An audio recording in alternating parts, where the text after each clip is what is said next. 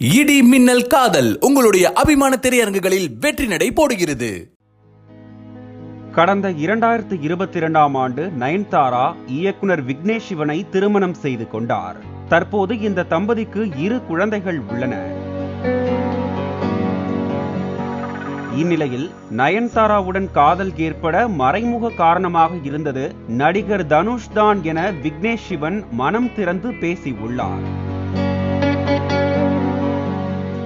இதுகுறித்து விக்னேஷ் சிவன் கூறுகையில், நானும் ரவுடிதான் படக்கதையை விஜய் சேதுபதியிடம் கூறியதாகவும், ஆனால் அவர் கதையில் நடிக்க ஒப்புக்கொள்ளவில்லை என்றும், இந்த படத்தின் தயாரிப்பாளரான தனுஷ் நயன்தாராவிடம் கதை சொல்லும்படி தன்னை அனுப்பியதாகவும், கதை கேட்டதும் நயனுக்கு உடனே பிடித்துவிட்டது என்றும் கூறியுள்ளார்.